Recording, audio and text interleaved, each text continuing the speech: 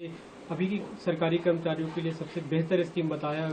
देखिए, unified pension scheme new pension scheme से भी ज्यादा बदतर और खराब है। Don't forget to like, subscribe और ये and देश share के the कर्मचारियों videos. के साथ एक बहुत बड़ा धोखा है। और इस पेंशन स्कीम से आपने देश के अर्धसैनिक बलों को निकालकर बाहर कर दिया। वो इस दायरे में नहीं आएंगे। देश के पैरामिलिट्री फोर्सेस इस दायरे में नहीं आएंगे, क्योंकि उनकी 25 साल की सर्विस होती ही नहीं।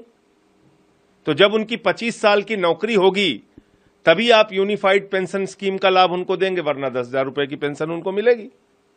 दूसरी बात इसमें क्या है कि जब से आपने अपनी नौकरी शुरू की, मान लीजिए आपने 40 साल नौकरी की, तो हर महीने आपका 10% सैलरी से कटेगा पेंशन के नाम पे, और उसके बाद पूरा पैसा सरकार अपने पास रख लीजिए। मान लीजिए 1 लाख की सैलरी है, 40 साल आपने नौकरी की, कभी 2 लाख होगी सैलरी आगे बढ़ के आपकी, कभी 3 लाख होगी। जितना पैसा आता है 10% के हिसाब से, वो पूरा का पूरा पैसा सरकार रख लेगी अपने पास। उसके बाद क्या करेंगे?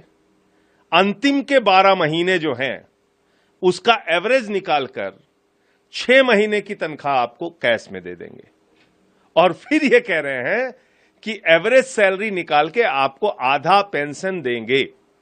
पहले तो आपने एक बहुत बड़ा अमाउंट कर्मचारियों का मार लिया, लाखों रुपए जो अपनी पूरी जिंदगी में उनकी 10% कटौती के नाम पे इकट्ठा होगा।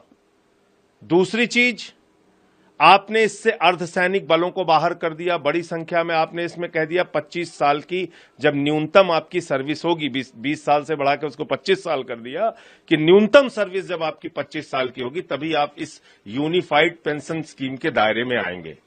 तो कुल मिलाकर ये एनपीएस से भी ज्यादा बदतर यूपीएस आया है, और देश के कर्मचारियों के साथ एक बहुत बड़ा धोखा मोदी सरकार ने किया है, जिसको इस देश के कर्मचारी समझ